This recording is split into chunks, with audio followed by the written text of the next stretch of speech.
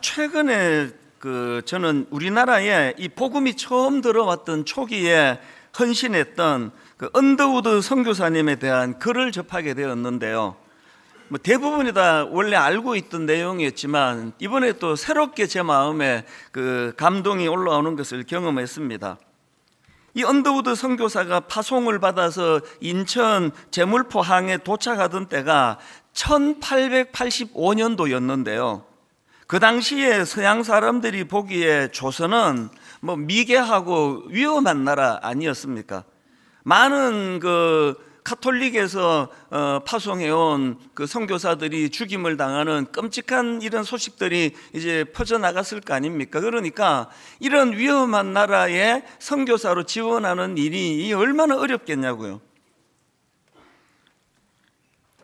그런데 그 젊은 청년이었던 언더우드가 이 조선이라는 낯선 나라에 파송할 선교사를 구하기 어렵다는 이런 소식을 접하고는 그럼 내가 가겠습니다. 그런 마음에 결심을 가지게 된 겁니다. 그래서 이 언더우드 선교사가 자기 약혼녀를 이제 설득을 하는 겁니다. 당신도 나랑 같이 가자.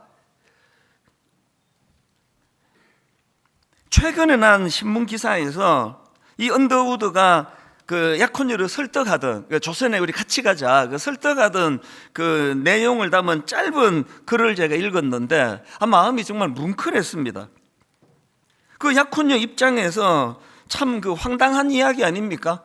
아니 이거 미개한 나라, 위험한 나라에 갑자기 이제 자기 보고 같이 가자 그러니까요. 그래서 약혼녀가 이렇게 물었습니다. 그곳에서는 무엇을 먹고 사나요? 언더우드가 대답했습니다. 모르겠소.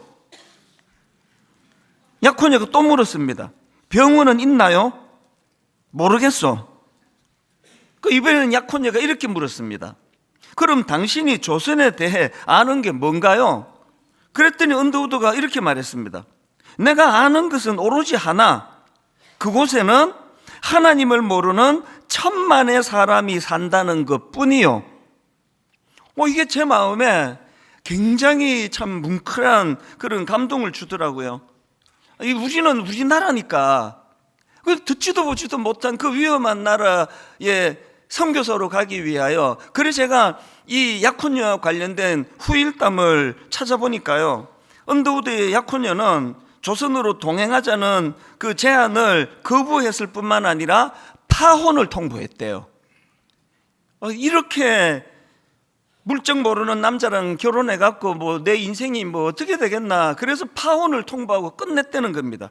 그러니까 이 언더우드 선교사 입장에서 보면은요, 인천 땅을 밟기도 전에 엄청난 대가 지불을 치른 셈 아닙니까?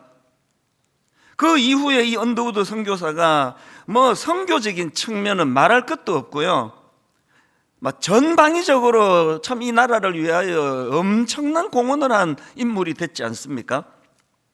그는 우리나라 최초의 서양식 병원을 건립했고요, 그리고 뿐만 아니라 이 교육의 현대화에도 큰 이바지를 한 인물입니다. 서울 정동에 조선 최초의 고아원인 언더우드 학당을 만들었는데, 이 학당을 모태로 하여 경신학교 대학부를 설립했고, 나중에 이 학교가 세브란스 의학교와 합쳐지면서 연세대학교가 됐다는 거, 그거 다 알고 계시죠? 이 외에도 우리나라 최초로 설립된 배제고등학교를 위시하여 많은 학교를 세워서 교육사업에 헌신했고, 3.1운동에 참여하는 등 한국의 독립운동에도 영향을 미쳤던 인물이라고, 그렇게 이번에 새삼 제가 자료를 보면서 참 감사가 나왔습니다. 지금 오랜 세월이 지난 지금까지도 이 언더우드 선교사가 바친 열정과 헌신의 열매가 지금도 곳곳에서 영향을 미치고 있는 걸 여러분 다 아시리라 생각을 합니다. 이게 참 고마운 일인데요. 그런데 제가 이 언더우드 선교사를 생각하면은 늘 마음에 드는 질문이 하나 있습니다. 이게 어떻게 가능했지? 그 질문이 뭐냐 하니까요, 언더우드가 조선에 갈 선교사가 없으면 내가 가죠 젊은 혈기로, 그건 저도 할 수 있을 것 같아요. 욱하는 마음으로 내가 가죠 이거는 할 수 있는데, 저는 갔다가 한 달 만에 돌아오지 않았을까? 지금도 한번 생각을 해보세요. 그 언어의 장벽과 문화의 차이 뭐 이런 거 극복하기가 얼마나 어렵습니까? 게다가 그 당시에 그 이 폐쇄적인 조선이다 보니까 그 서양 사람들, 낯선 사람들에 대하여 얼마나 무례했습니까? 그런 거 다 들어보셨죠? 그 나뭇가지를 꺾어가지고 사람을 꾹꾹 찔러보고 이 사람도 피가 빨갛나? 그러니까 이런 참 미개한 입장이다 보니까 굉장히 많은 그런 그 수치심을 느꼈을 것 같아요. 만약에 저나 여러분이 아프리카 선교사로 간다고 하면요, 누가 그렇게 괴롭히는 사람이 아무도 없어도요, 그 정수가 안 된 그 진흙탕물 같은 걸 끓여서 마셔야 되고, 또 그 나라 음식을 먹어야 되고, 뭐 이런 것 자체가 그 고통 아니겠습니까? 그런데 제가 궁금한 게, 언더우드 선교사는 그렇게 그 당시 사람들에게 모욕을 당하고 또 마음이 상하는 일이 그렇게 많았을 텐데, 그 끔찍한 상처와 아픔을 겪으면서도 아니 어떻게 그가 처음에 가졌던 그 꿈과 열정을 그렇게 사그라뜨리지 않을 수 있었을까? 이게 제가 참 궁금한 그런 그 질문인데요. 제가 이런 질문을 하다가 그 원싱이라고 하는 책 그 부제가 생각이 났습니다. 이 책의 부제가 이렇습니다. 복잡한 세상을 이기는 단순함의 힘. 이 부제가요, 이 책의 전체 요약해 놓은 핵심 포인트거든요. 그러니까 이 언더우드는 하나님께서 자기에게 맡겨주신 이 조선의 복음화라는 이 큰 꿈, 큰 그림, 이 큰 사명이 그에게 있었기 때문에 이 복잡한 세상을 이기는 단순함의 힘, 자기는 그 일로 이 땅에 왔기 때문에 나는 호요식하려고 온 거 아니다, 나는 대가 지불이 필요하다, 그렇게 단순한 삶을 살았기 때문에 혼란 없이, 그래서 여러분 이렇게 오랜 세월이 지나도 참 이 대한민국 땅에 그 언더우드 선교사의 이름이 그 연세대학교부터 시작해서 수많은 그가 세운 학교로부터 시작해서 또 여기 그 세문안교회, 그가 세웠던 곳곳에서 지금 그분의 그 고마운 정신이 지금도 흘러가는 이런 일을 이룬 거 아니겠습니까? 우리가 여기서 언더우드에게 배워야 된다는 겁니다. 너무 복잡한 세상을 살다가 보니까 정신을 쏙 빼놓는 세상을 살아가다가 보니까 저와 여러분 기억나시죠?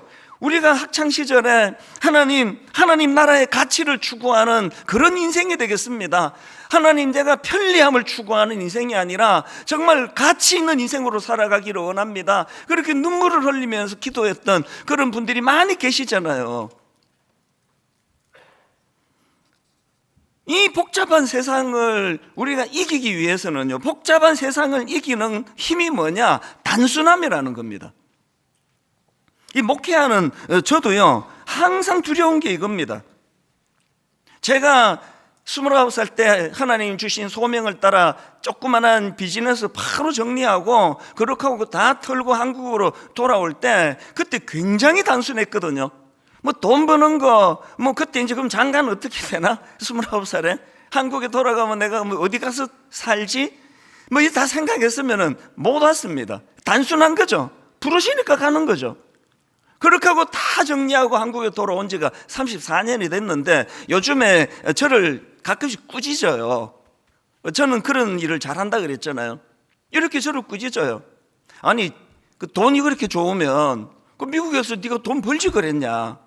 이 찬스. 너 정신 차려라. 이런 식으로 꾸짖는 거죠. 그리고 우리 교회 그 부교역자들 화요일 아침에 회의 때 가끔씩 제가 이런 이야기를 나누어요. 여기 지금 우리 목사님들이, 전도사님들이 그래도 다 젊은 시절에 신학교 가고 목사 될 때는 그 단순한 힘, 뭔가 하나님의 부르심에 반응해서 그렇게 이 길로 간 거 아니냐. 근데 우리가 이렇게 복잡한 세상을 살다가 이건 죽도 밥도 아니다. 다시 꿈꿔야 된다. 목사로서의 길이 뭔지를 점검 다시 해야 된다. 오늘 제가 여러분에게 드리고 싶은 도전도 똑같습니다. 분당 우리 교회 이렇게 많은 분들이 모여 예배를 드리고요. 그리고 한국 교회가 얼마나 지금 많은 사람들이 이 시간에 예배를 드리겠냐고요. 지금 우리가 드리는 이 예배가요, 잠실에서 혹은 올림픽 경기장에서 유명한 가수의 지금 이 공연이 되지 않기를 바랍니다. 막 열광하고 막 1시간, 2시간, 3시간 막 공연 보니까 막 폭우가 쏟아져도 막 비를 홀딱 맞으면서 그렇게 공연에 임하고 떼창을 하고, 이게 뭐 세계적으로 이게 지금 알려진 거 아닙니까? 그렇게 5만 명이 모여가지고 3시간 떼창을 하고 공연을 하고 다 흩어지면 그러고 끝이잖아요. 그 공연에서 무슨 생산적인 게 나옵니까? 무슨 열매가 거기서 나오느냐고요. 추억 하나 남기고 가는 거 말고 끝 아니냐고요. 여러분, 우리가 드리는 예배가 저는 퍼포먼스가 되기를 원하는데요, 이거는 우리가 주인공이 아니고요, 우리가 연주를 해서 주인공 되시는 주님이 영광을 받으시는 거거든요. 거기에 하나님의 은혜가 임하고, 그래서 이 많은 분들이 지금 한꺼번에 예배를 드리는 이 현장에서 여기에 많은 능력이 나타나야 되거든요. 능력이 딴 겁니까? 언더우드에게 배우는 거죠. 이게 손해가 될지라도 이 일이 내게 뭐 유익이냐 손해냐 그거 따졌으면 약혼녀가 이제 파혼이다 그랬을 때 가갖고 막 싹싹 빌고 내가 잠시 미쳤다, 조선에 안 가겠다, 결혼하자, 그거 아닙니까? 하나님 앞에서 우리가요, 그 젊은 시절에 꾸었던 꿈, 그 하나님의 부르심, 이런 것들을 다시 점검하자는 겁니다. 이런 면에서 저는요, 오늘 본문 여호수아 10장에서 나오는 여호수아 모습에서 이 언더우드 선교사에게서 발견하는 것과 똑같은 것을 저는 발견을 하는데요, 여호수아가 하나님께로부터 사명을 받은 건 여호수아 1장입니다. 여호수아 1장에서 그가 사명을 받고, 그리고는 이제 담대한 마음으로 요단강을 건너고 가나안으로 진입했는데요, 이제 이게 10장입니다. 그 과정에서 우리 다 같이 나누었잖아요. 때로는 자기가 뭘 실수해가지고 전쟁에 패하기도 하고, 때로는 의도하지 않은 그런 결과가 나와서 그래서 마음이 녹아 물같이 되는 그런 쓰라림을 경험하고, 사람이요, 이게 막 그냥 막 위축이 되면은 뭐 꿈이고 뭐고 다 없어지는데요, 오늘 10장에서 보면은 그런 과정을 다 거쳤음에도 이 여호수아는 조금도 위축되지 않는, 그리고 그 꿈이 조금도 약화되지 않는, 그게 참 인상적으로 제 눈에 들어왔습니다. 오늘 본문의 배경이 이렇습니다. 바로 앞장인 9장에서 그 기브온 주민들이 그 여호수아를 속여가지고 화친을 맺지 않습니까? 그게 화근이 된 겁니다. 기브온이 여호수아와 화친을 맺었다는 소식을 들은 가나안의 5 왕국이 이제 연합군을 결성해서 이거 그냥 두면 안 된다, 우리까지 이거 위험하다. 그래서 지금 기브온, 그 가나안의 5 왕국이 연합군을 결성해서 지금 기브온을 공격하려고 진을 치고 있는 상황입니다. 그래서 이제 막 기브온 사람들 입장에서 너무나 이제 위기가 온 거죠. 그래서 이제 급히 사람을 보내서 여호수아에게 SOS를 칩니다. 위기에 빠진 우리를 건져주시는데 좀 서둘러 달라고, 지금 큰 위기가 찾아왔다고. 그래서 여호수아와 이스라엘 군대가 기브온으로 가서 그들을 도와주고 그 전쟁에서 승리하게 됐다, 이런 요지가 오늘 본문 여호수아 10장이거든요. 그런데 제가 오늘 본문에서 주목하는 부분이 하나 있습니다. 그게 먼저 여호수아 10장 7절 한번 보십시오. 여호수아가 모든 군사와 용사와 더불어 길갈에서 올라가니라. 그리고 그 다음 9절입니다. 여호수아가 길갈에서 밤새도록 올라가 갑자기 그들에게 이르니. 여러분, 지금 그 당시 상황이 무슨 탱크가 있습니까? 무슨 밤을 밝히는 뭐 화려한 조명을 쏘면서 가는 겁니까? 그 지금 캄캄한 밤이란 말이죠. 그리고 그 지도를 보면은요, 길갈에서 기브온까지 이 30km가 넘는 먼 거리예요. 그런데 지금 여호수아는요, 길갈에서 밤새도록 지금 달려가고 있는 겁니다. 내일 가자 이거 아니에요. 뭐가 느껴지세요? 사명에 대한 식지 않는 열정이 있는 거죠. 타이밍을 놓치면 안 된다. 그래서 제가 이번 주간에 이 여호수아의 모습도 묵상을 하고 또 언더우드 선교사님에 대한 자료도 살펴보고 하면서, 제가 그 30살 되던 해에 이제 신학교에 입학하고 그때 자주 불렀던, 또 저 말고도 그때 그 대학 청년부에서 뭐 엄청 자주 불렀던 찬양 하나가 제가 떠올려진 겁니다. 저 성벽을 향해 전진하라. 주님이 우리 대장 되신다. 저 성벽을 향해 전진하라. 주님이 우리 대장 되신다. 주가 명령하네. 강한 군사들아, 주가 명령하네. 강한 군사들아. 오늘은 이 좀 노래가 좀 되기 때문에 끝까지 부르겠습니다. 나팔 소리 시온성에 크게 울려 거룩한 성에. 나팔 소리 시온성에 크게 울려라.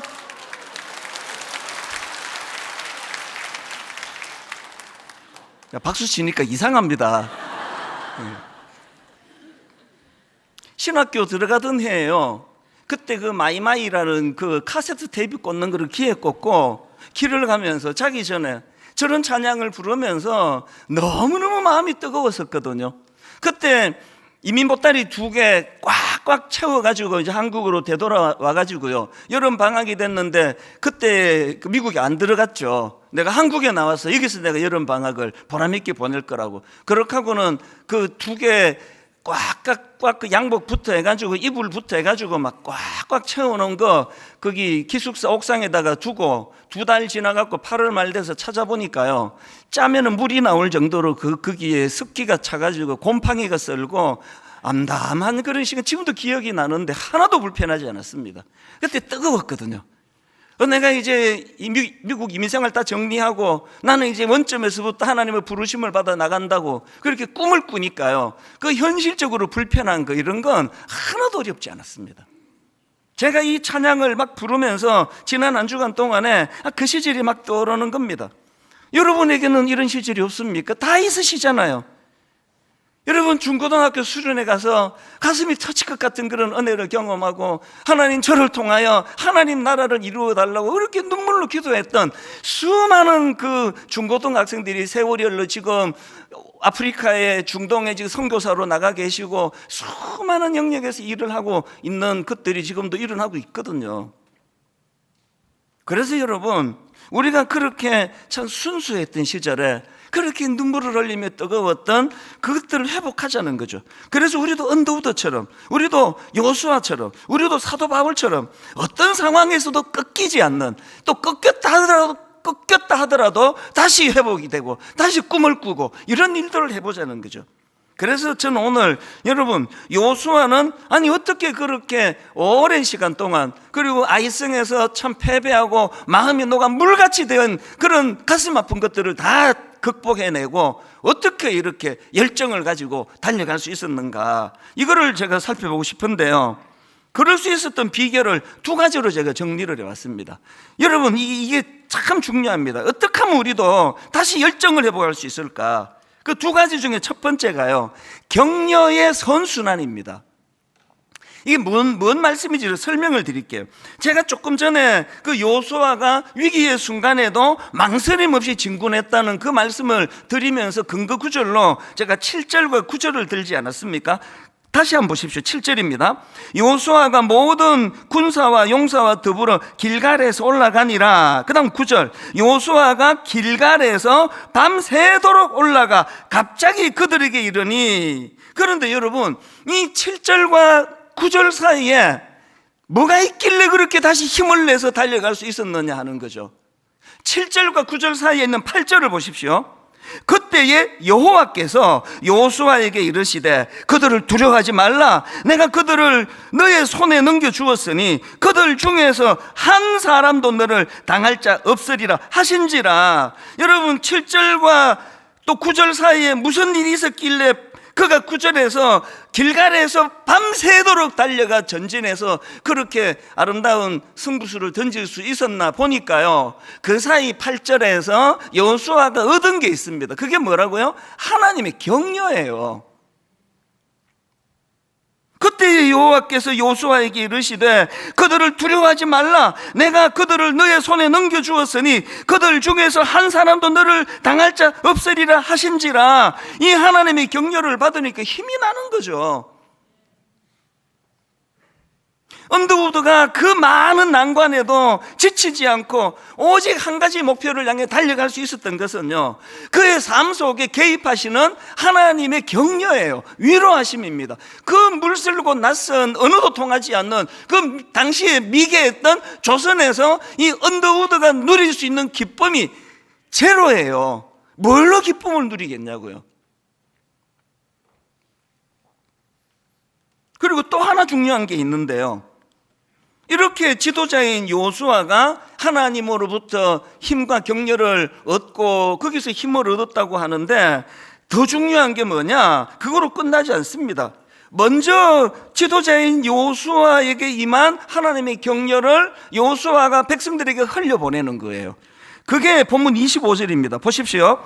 요수아가 그들에게 이르되, 똑같은 말을 합니다. 하나님이 자기한테 주신 거. 두려워하지 말며 놀라지 말고 강하고 담대하라. 너희가 맞서서 싸우는 모든 대적에게 여호와께서 다 이와 같이 하시리라. 이 격려의 선순환이 느껴지세요? 교회에다가 이걸 적용해 보자고요. 제가 가끔 부흥회를 다녀보면은요, 부흥하는 교회는 딱 두 가지 특징이 있어요. 강력한 두 가지 특징이 있어요. 제가 어느 교회든지 그 교회 가서 딱 예배 드리는데 앉아갖고 5분만 지나면 그 교회를 진단할 수 있습니다. 부흥하는 교회의 공통적인 특징이 찬양이 살아 있습니다. 이거 뭐 틀림없습니다. 찬양이 살아있는 교회치고요, 침체하는 교회를 내가 본 적이 없습니다. 그리고 찬양이 죽었는데 교회가 부흥한다는 것도 제가 들어본 적이 없습니다. 그리고 또 하나 있습니다. 교회가 부흥하는 교회는 찬양이 살아있을 뿐만 아니라 격려가 많아요. 예배 가운데 하나님의 격려를 많이 받습니다. 그리고 그 받은 격려, 이 요수아가 먼저 받은 격려를 백성들에게 흘려보내듯이 서로 격려가 많아요. 부흥하는 교회는 틀림없습니다.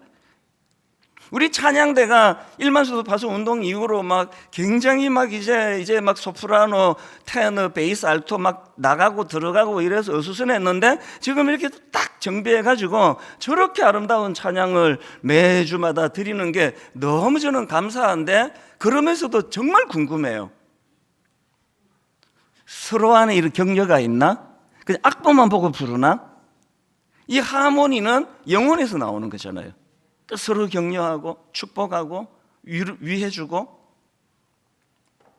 지금 저는 원래 다락방, 이제 이 다락방의 부흥을 원래 목표로 지금 삼고 있는데, 많은 분들이 이제 다락방에 참여하고 있는데요, 여러분, 다락방이 부흥하는 데는 비결이 딱 두 개밖에 없습니다. 거기서도요, 찬양과 기도가 살아있어요. 그리고 격려가 많아요. 최근에 우리 교회에 그 교구 목사님이요, 이제 전도사님과 함께 그 직장인 남자 다락방을 이제 신방을 간 겁니다.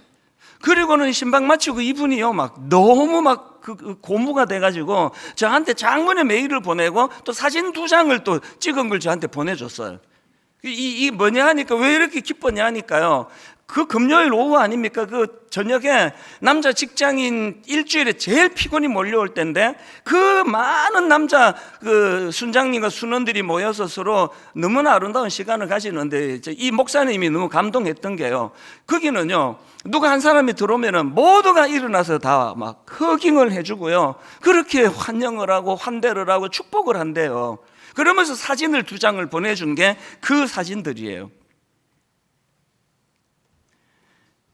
그저께 제가 어느 또 여 다락방을 제가 이제 참관을 갔더니, 거기 이제 그 여자분께서, 아내분께서 저한테 질문을 했어요. 부탁 겸, 목사님, 우리 남편도 다락방에 참석을 했으면 좋겠는데 어떻게 구원하면 좋겠냐고 저한테 묻더라고요. 그러면서 이제 그 다음 말이, 이 남편이 술을 좋아하시나 봐요. 이렇게 생각하신대요. 아니, 남자들이 그 술 없이 뭐 어떻게 지내는 거지? 그런 얘기를 한다 그래서 제가 웃으면서 그렇게 얘기했습니다. 그 남편분 보고 일단 한 번만 가보시라고 그러라고요. 여러분, 이게요, 술이라고 하는 이 매개로 만남이 있기 때문에 요 굴레를 못 벗어나는데요, 우리 술 없이 진짜 잘 놉니다. 술로부터 자유하면 남자들이, 그리고 사랑하는 여성 여러분, 진짜 제대로 된 남자들은 다 수다쟁이에요. 과묵하다고요? 모르는 말씀이에요. 밖에서 다 떠들고 집에서 과묵한 거예요. 남자들이 수다는요, 말릴 수가 없습니다. 다락방만 한번 불 붙으면요, 뭐 여성 그 모임 저리 가라 그래요. 그리고 막 시간이 아쉬워가지고 내일 우리 그럼 등산 가자 그러면서 또 모이고, 술 없이. 서울에 최근에요, 그 우리 남자 그 모임에서 서울에 그 성마다 도는 무슨 그 탐방하는 코스가 있대요. 또 그걸 또 같이 돌면서 또 계속 수다를 떨면서 지냈는데 그렇게 좋았다 그러는 거거든요. 제가 드리고 싶은 말씀은 이겁니다. 교회가 부흥하려면 하나님으로부터 격려를 많이 받고요, 그 받은 격려를 흘려보내는 거예요. 그래서 저는 꿈꾸는 교회의 모습이 이거예요. 여러분, 드림센터 엘리베이터에서 낯선 집사님을 만나면 멀뚱멀뚱 있는 거는 그 집 앞이고, 교회에서 만나면 누구를 막론하고 이렇게 인사하시면 돼. 안녕하세요. 웃으시면서. 몇 층 가십니까? 제가 집에서 엘리베이터에서 그렇게 하는데요, 엄청 귀찮아요. 특히 중고등학생들한테 안녕하세요 그러면 굉장히 힘들어해요. 이 교회는 안 그렇잖아요. 누구도 반갑게 인사하고 같이 축복하고, 네, 좋은 시간 가지세요. 9층에 가시는군요. 좋은 시간 가지시기 원합니다. 이 축복하고 격려하고 세워주고, 교회 문화가 이렇게 바뀌어져야 되는 것 같아요. 가정도 마찬가지입니다. 제가 그 소그룹 관련한 강의를 들었는데요, 그 강의 중에 이런 그 설문조사 이야기를 하더라고요. 1년 이상 소그룹에 참여하고 있는 사람들을 대상으로 조사했는데 그 질문이 이렇습니다. 소그룹에 참석하면서 참 나오기를 잘했다고 생각되는 이유가 있다면 무엇인가요? 그래서 4가지인가 5가지를 샘플로 적어놨는데 정답은 1등은 이거예요. 소그룹에 참석하면서 이거 오길 참 잘했다고 생각하는 이유 1위가 뭐냐 하니까, 매주 나를 기다려주고 반겨주는 사람이 있어서 그것 때문에 간대요. 모두가 이게 목마른 거죠. 그러면 우리 가정에도 한번 대입해 보자고요. 가정은요, 문 따고 들어도 아무도 반겨주는 사람도 없고 뚱하고 그래도 매일 가야 돼요. 아무리 그냥 썰렁해도 매일 가야 돼요. 너무 그 가정이 썰렁해가지고 오늘은 내가 옆집으로 갈 거야 그러면 바로 경찰이 옵니다. 내가 환대를 하거나 말거나, 남편은, 아내는, 또 자녀들은 무조건 집으로 갈 수밖에 없습니다. 여러분, 무조건 집으로 갈 수밖에 없기 때문에 우리 지금 방심하고 있는 거 아닙니까? 맞아주자고요. 저희 아이가 최근에 이제 대학을 졸업하고 인턴, 자기 얘기 참 하지 말라고 그러는데 이것만 하고 제가 안 할게요. 이제 얘가 인턴으로 지금 취직을 했습니다. 한 6개월 정도 인턴을 다니는데요, 이제 명동으로 다니다 보니까 아침에 일찍 가요. 주로 제가 아침에 제일 먼저 나가는데 아침에 일찍 저보다 일찍 가더라고요, 조금. 그래서 제가 뭘 하다가도 얘가 이제 간다는 인기척이 들리면 모든 걸 중단하고 저는 나와요. 나와가지고 잘 배웅합니다. 그리고 이렇게 이야기합니다. 오늘도 좋은 하루, 기분 좋은 하루 되라. 그렇게 제가 계속 얘를 이렇게 이제 전송을 하는데요, 자기 언니한테 이런 말을 하더래요. 언니, 내가 취직했더니 아빠가 너무 좋아하셔가지고 나 이제 못 그만둘 것 같아. 굉장히 내가 가책을 느꼈습니다. 지금 얘가 지금 돈 벌러 가서 내가 좋아서 그런 게 아니고요, 환대해주고 싶었어요. 평소에 잘 안 해주니까 오해를 하는 거 아닙니까? 여러분, 우리가 저녁에 아침에 우리 가족이 입출입할 때 주님이 내게 주신 경력이, 믿음 좋은 분이 먼저 요수아 역할을 하시는 거잖아요. 그러니까 흘려보내는 거죠. 특히 안 믿는 그런 배우자가 계시면요, 교회 나가라고 교회 나라고 그렇게 하지 말고 주님에게 받아 환대를 해주세요. 껴안아주고 손잡아주고 등 두드려주고 말로 격려하고, 오늘 내가 묵상하다가 하나님이 내게 이런 격려를 주셨기 때문에 나도 당신에게 이거 흘려보내고 싶다고. 이게 여호수아가 지치지 않은 비결이었고요. 두 번째 여호수아가 지치지 않은 비결이 뭐냐, 하나님의 개입하심을 경험했고 그는 그 하나님의 개입하심을 선포했기 때문이에요. 제가 오늘 본문에서 좀 흥미로운 거 하나를 발견했는데요. 여호수아 10장 9절과 10절을 보십시오. 주어를 한번 주의해서 보십시오. 9절에는 주어가 여호수아입니다. 여호수아가 길갈에서 밤새도록 올라가 갑자기 그들에게 이르니, 10절 여호수아가 그들을 이스라엘 앞에서 패하게 하심으로, 이래야 이게 문맥이 맞는데요. 9절에서 밤새도록 달려간 열정을 보인 건 여호수아인데요, 전쟁의 승패는 여호수아가 아니고 여호와가 하셨대요. 여호수아가 길갈에서 밤새도록 올라가 갑자기 그들에게 이르니 여호와께서 그들을 이스라엘 앞에서 패하게 하심으로, 오늘 읽었던 본문의 맨 마지막 결론도 이겁니다. 14절이요. 여호와께서 사람의 목소리를 들으신 그 같은 날은 전에도 없었고 후에도 없었나니 이는 여호와께서 이스라엘을 위하여 싸우셨습니다. 이거 아십니까? 우리가 움직이면 하나님이 일하세요. 그 철없을 때 교회를 개척해가지고 막 여러분 당황스러운 이런 일들을 얼마나 제가 많이 했습니까? 드림센터 사역하는 한다, 1만 파수 운동한다, 또 이름도 잘 지어요. 근래에는 또 900억 프로젝트가 어쩌고, 그래서 여러분은 놀래키는 일을 많이 하고요. 그걸 주님께 새벽에 받고 선포하고는 나도 놀래요. 그리고 후회도 많이 해요.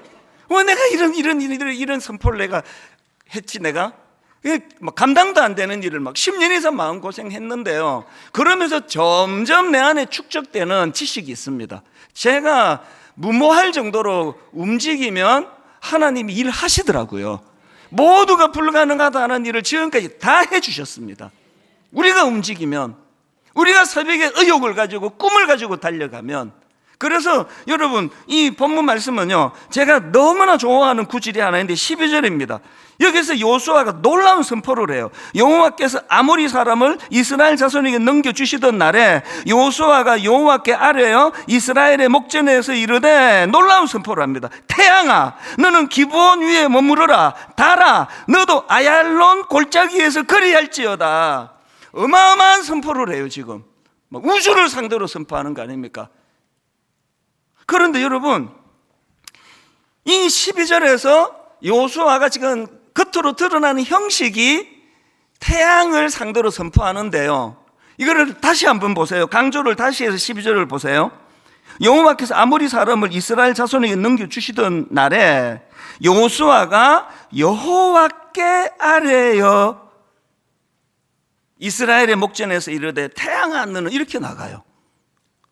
이게 지금 겉으로 형식은 태양아 머물러라 그러는데요, 이 하나님께 드리는 부탁, 간구예요.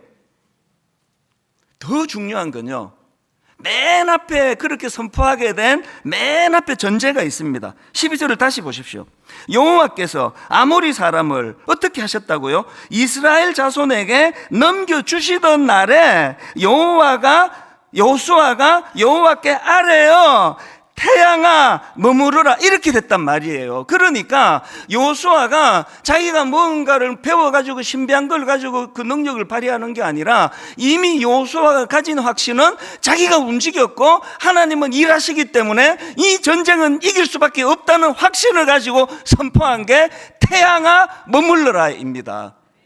제가 이번 그 설교 준비하면서 자료를 뒤지다 보니까요, 그 유튜브에서 잠시 그 지구가 머물렀던 그걸 나사에서 이거를 검증을 했다, 나사에서 이거를 밝혀냈다, 그런 게 있는데요. 저거 신경 안 씁니다. 나사가 그런 것까지 신경을 써가지고 그렇게 애쓰지 않아도 됩니다. 아니, 하나님 하셨는데 홍해가 갈라졌다, 나사가 되고 연구할 필요가 있습니까? 죽은 나사로를 살려주셨어요. 나사가 이거 검증해야 됩니까? 여호수아가 했다 그러면 이게 가짜일 수도 있어요. 그 하나님이 하신 일이거든요.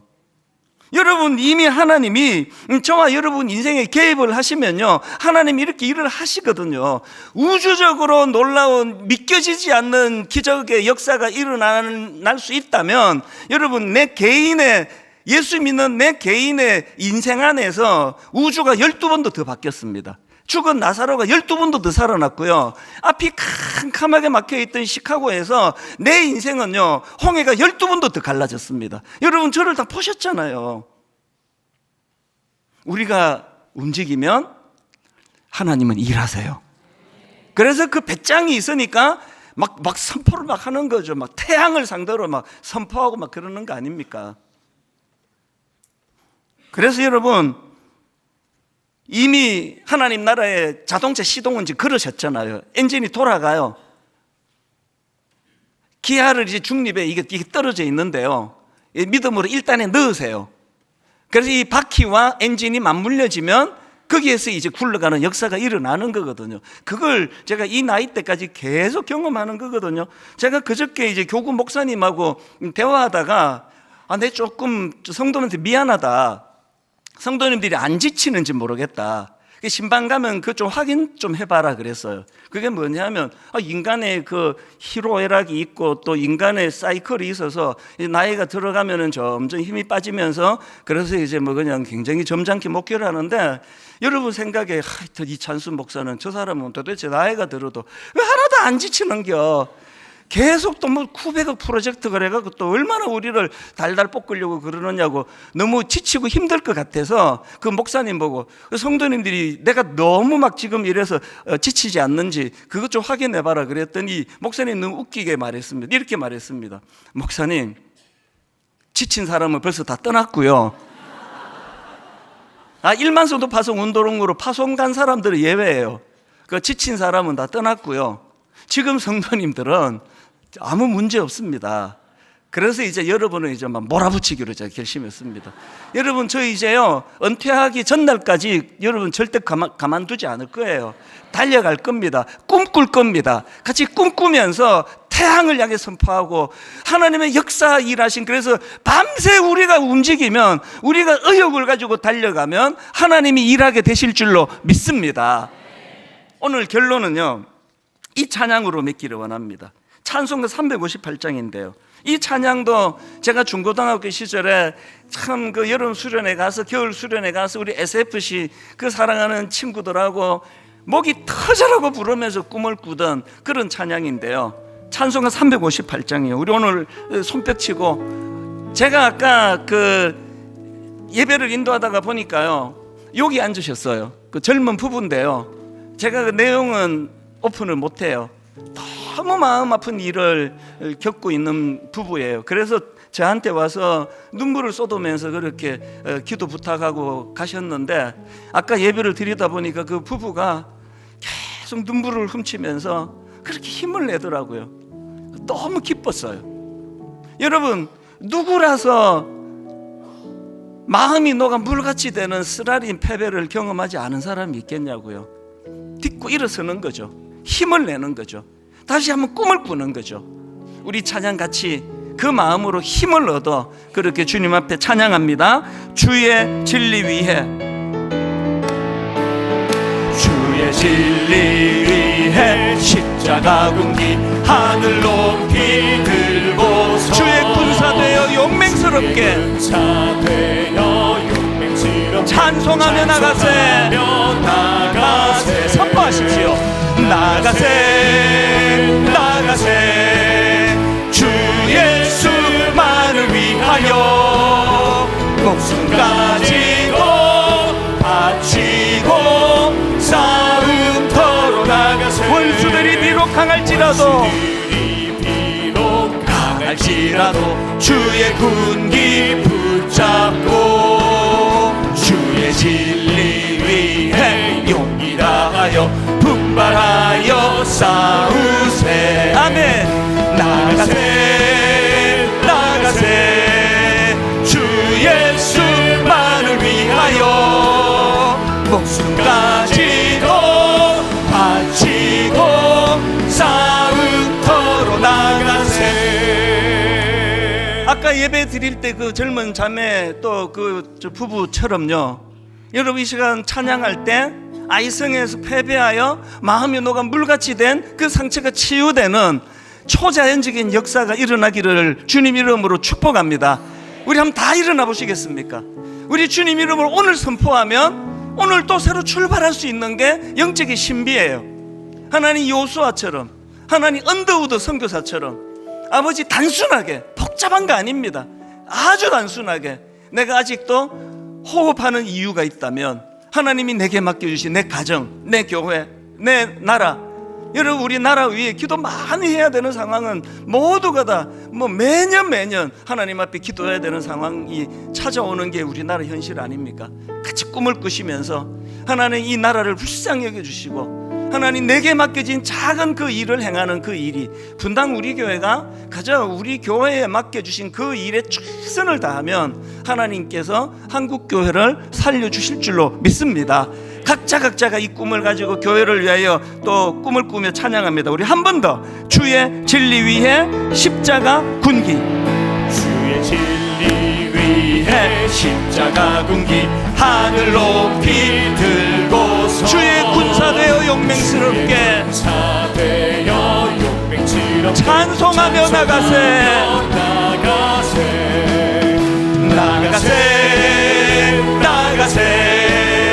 주 예수만을 위하여 목숨까지도 바치고 싸움터로 나가세. 원수들이 비록 강할지라도 주의 군기 붙잡고 주의 진리 위해 용기 다하여 분발하여 싸울 힘있게 선포합니다. 나가세 주 예수만을 위하여 목숨까지도 바치고 싸움. 원수들은 이미 예수의 손에 하나 없이 패하고 아멘. 주의 군기만이 영광스럽게 온 누리에 날리네. 나가세 주 예수만을 위하여 목숨까지도 바치고 싸움터로 나가세. 원수들은 이미 예수의 손에 하나 없이 패하고 믿음으로 선포합니다. 주의 군기만이 영광스럽게 온 누리에 날리네.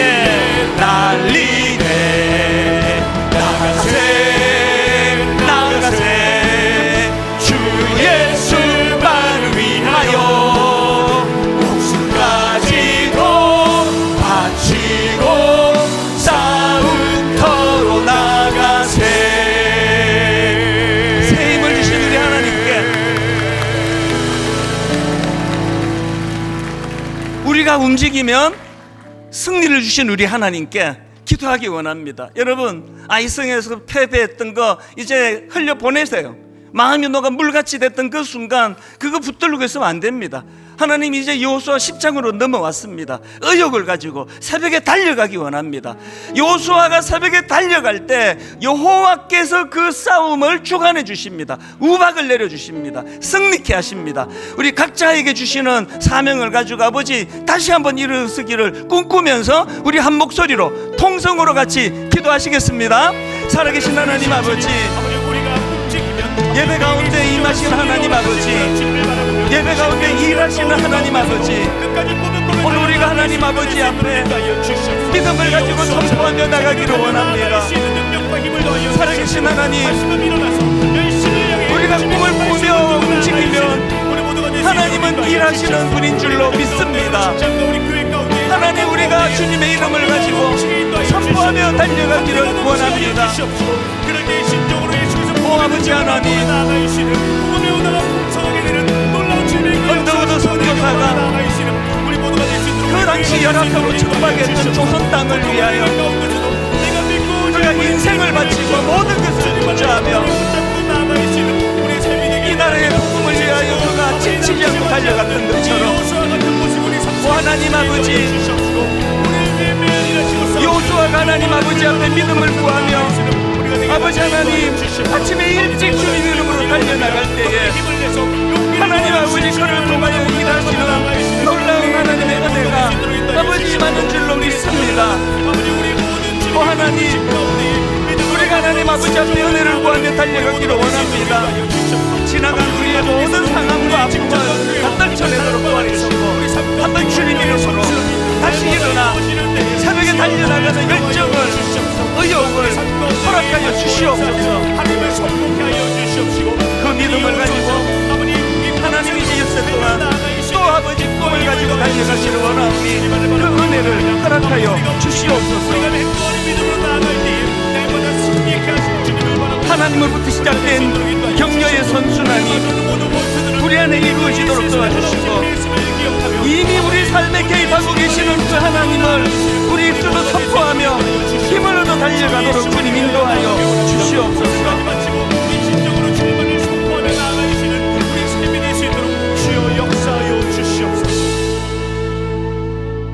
여호와는 내 편이시라. 내가 두려워하지 아니하리니 사람이 내게 어찌할까? 두려워하지 말라. 내가 너와 함께함이라. 놀라지 말라. 나는 너의 하나님이 됨이라. 내가 너를 굳세게 하리라. 참으로 너를 도와주리라. 참으로 나의 의로운 오른손으로 너를 붙들리라. 오 하나님 아버지, 너무 복잡하고 너무 혼란하고 혼미한 시대를 살아가는데 매 순간 고요한 주님의 자리에서 주님이 주시는 격려가 일어나도록 함께하여 주시옵소서. 우리 가장들에게, 사랑하는 어머니 아내들에게, 우리 자녀들에게 하나님의 격려가 일어난다 할 때에 그것이 가정으로 흘러가게 하여 주시옵소서. 오 하나님, 이미 우리 삶에 개입하고 계시는 그 하나님, 그 하나님의 개입하심으로 말미암아 여호와는 내 편이시라. 여호와가 내 편이시기 때문에 내가 두려워하지 아니하려니 사람이 내게 어찌할까? 이런 배짱을 가지고, 이런 배포를 가지고, 이런 담대함을 가지고 하나님 이번 한 주간도 승리하는 한 주간 되도록 인도하여 주시옵소서.